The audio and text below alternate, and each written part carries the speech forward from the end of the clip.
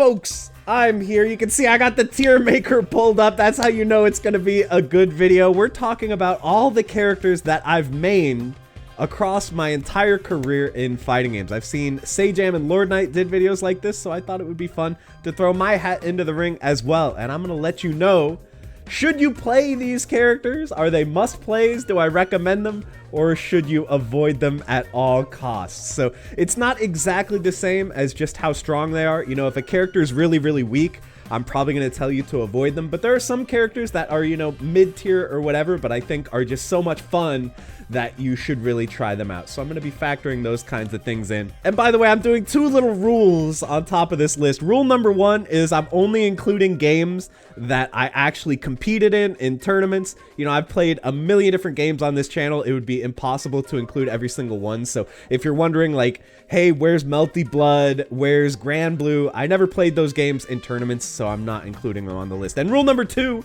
is if I'm doing a team game where you pick a team of characters, I'm limiting myself to one character from the team. So it'll probably be the character who I enjoy the most or the character I feel is like the most important part of the particular team that I played. And if you guys like this type of content, it would seriously help me out if you could hit the like button. That's all you got to do. Just take 1 second right now and just hit the button. It seriously helps. It gets the video shown to more people and it lets me know that you want to see more content like this. Okay, so we're starting with the Street Fighter games. I'm going to do the Street Fighter games kind of in order here. How about we do T-Hawk? This is my main. In Super Street Fighter 2 Turbo, I play old T-Hawk. I play a lot of characters, but old T-Hawk is probably my main character. And to be honest, I would say that this is for enthusiasts only. If you're a hardcore grappler fan, T-Hawk can be very fun. But, you know, a lot of people, there's some misinformation. People say that T-Hawk is overpowered in that game because of his inescapable command throw reset. But he's actually pretty bad. T-Hawk is pretty below average in that game because in most matchups, it's going to be like nearly impossible for him to actually get the opportunity to land his throw loops. And then you have to have good execution to pull it off anyway. And generally, to be really high level with T-Hawk, you're going to need to involve quite a lot of difficult option selects with his DP and stuff like that. So he's a pretty difficult character in terms of execution, and you don't even get that much reward out of it because a lot of his matchups are really, really hard, especially against the top tiers. So he can be a lot of fun to play once you put in the work, but generally I think you're going to be better off with a character who's a little bit easier to get wins with. Moving on to Street Fighter 3 Third Strike, you guys probably know I've been playing a lot of Ibuki. I would say Ibuki is a solid pick. She has some things that I really like. She has some good pokes, crouching medium kick, forward roundhouse, amazing pokes. She has good walk speed. She can do a lot of damage and a lot of stun really quickly in the right situation.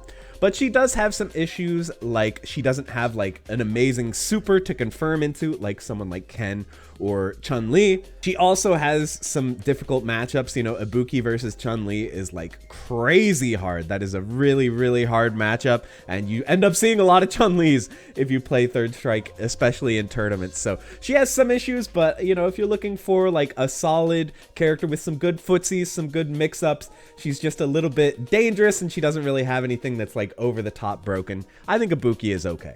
Next, let's move to Street Fighter 4. Throughout most of the Street Fighter 4 series, I played Chun Li, and especially in Ultra, I would say Chun Li is highly recommended. If you like charge characters, I think Chun is a good choice. If you like poking characters with good movement, good long pokes, I think Chun Li is a pretty solid choice. Her only real downside is like she kind of gets mauled by rushdown characters and like dive kick characters. So like the twins can be pretty hard, Akuma can be pretty hard, but she has some good matchups, you know, against like other charge characters like Honda, Bison, Balrog. She does really, really well against them. And she has a pretty solid matchup against Elena, who a lot of people say is the best character, so that can help her out as well. She can be hard to anti-air with, but other than that, I think she's a really fun character to play, and you can really assert yourself and control neutral with Chun. So if that's kind of like your gameplay goal, is that you want to be, you know, throwing out huge normals, controlling space, keeping the opponent at arm's length, she's pretty fun for that. Next up, let's move on to Street Fighter V. So I haven't played Street Fighter V in a few years, I'm gonna be honest, but when I did play Ibuki, and I think she's a solid pick. You know, when she was first added to the game, she was like really overpowered, one of the best in the game, but she's gotten some serious nerfs since then, so I think she's just solid now, and nothing about her is like, oh my god, she's so fun, you guys have to try this character. No, like, she's fine. She has EX Kunai, really good move. Some of her normals are good. Down medium punch is good. Standing medium kick is good. Her V trigger is pretty good as well, where she throws the boomerang. So she's got some fun stuff, but nothing is like, oh, you guys got to try this character. Like, I don't know. I think she kind of flies under the radar these days in 5. All right, moving off of Street Fighter now, let's go way off the beaten path and talk about Kanji in Persona 4 Arena. This is a tough one, man. I almost want to put Kanji in avoid at all costs. It's close. He's in one of these two. I think I'm gonna go ahead and do it, because the thing is, some of Kanji's matchups are so bad, like shockingly bad. Like, he just gets zoned out so hard. He feels really helpless in a lot of matchups.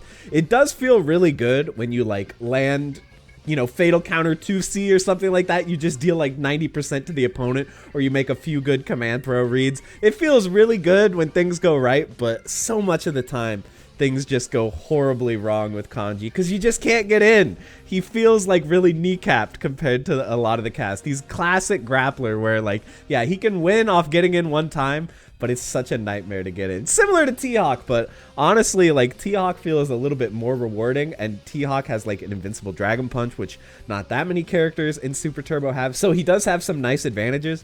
But Kanji, I'm just like, it's just a bummer, man. I love playing Kanji, but I think if you seriously want to play Persona 4 Arena and like get good, you should probably pick basically like any other character. Next up, let's talk about Tekken 7. A lot of you guys don't know that I played Tekken 7 in tournament. I played it at EVO a few times, even got out of pools one year with Kazumi. So I would say Kazumi is a solid pick. Kazumi was really, really good at launch. She's gotten some nerfs, she's gotten some buffs as well, so she's just generally like a very solid character. I would say she's maybe a little on the boring side if you want a character with like a lot of flash and a lot of exciting things going for them. She's not the best pick. She's similar to maybe Chun Li, where like you're just going to be poking, you're going to be keeping the opponent at arm's length, you're going to be utilizing footsies a lot. She's not really doing crazy combos most of the time. She's just like chopping you with down forward 1, kicking your shins with down back 4, you know.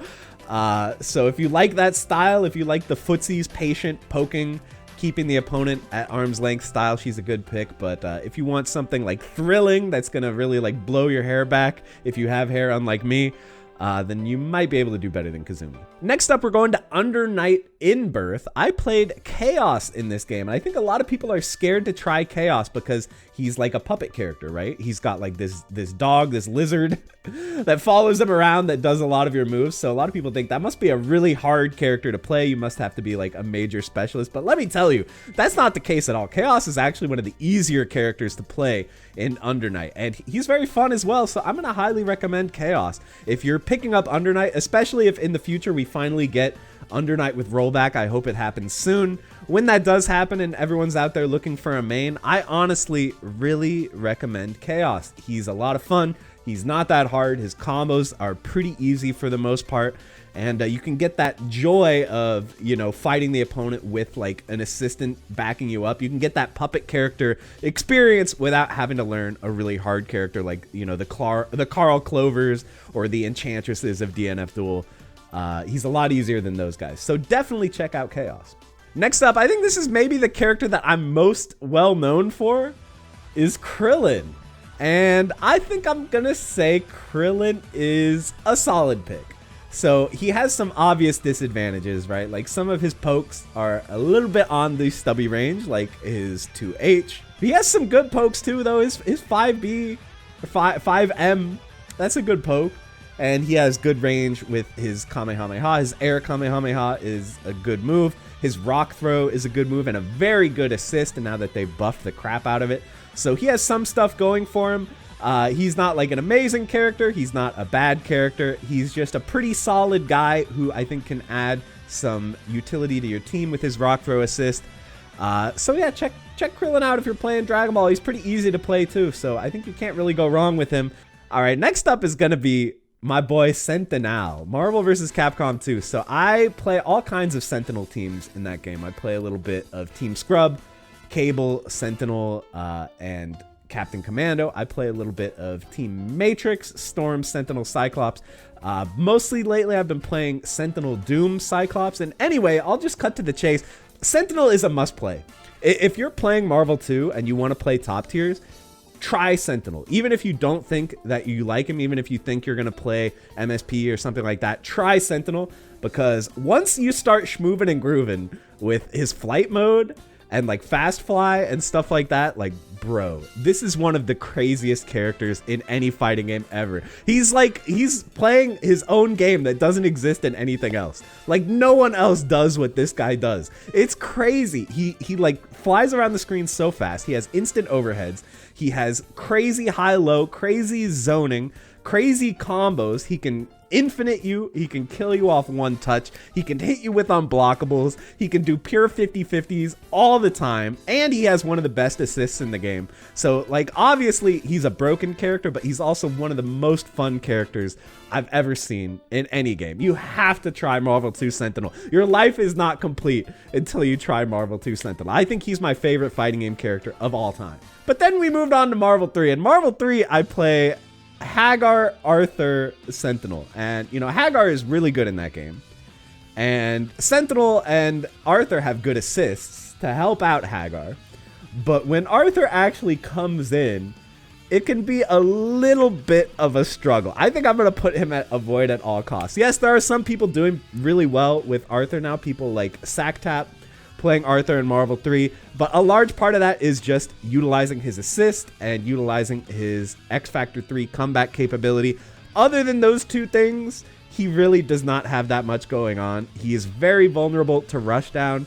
He has a hard time against some characters like Magneto, who can actually out-projectile him, which is so messed up. Like, a projectile character has a hard time dealing with Magneto. Disruptor obviously has a hard time against Rushdown as well. So many characters can just teleport in on you, like Virgil and stuff, and then they don't have to worry about, you know, your projectiles. So yeah, Arthur is pretty whack in Marvel 3. He's pretty much an assist-only character. And I think, like, if you're just looking for a really good assist, there are characters with really good assists who are also really good characters, you know, like Dr. Doom. So you can do way better than Arthur. I would maybe reconsider if you're thinking about picking up Arthur. Learn from my mistakes, okay? Don't be like me. All right, next up, let's talk KOF 15. In KOF 15, I mostly play Clark, Elizabeth, and Ash. I thought I would include Ash as the character for this because I feel like Ash is my favorite character in that game, and maybe the character who I feel like I express myself with most, and like I have the most fun like labbing stuff out with Ash. I'm gonna say Ash is highly recommended.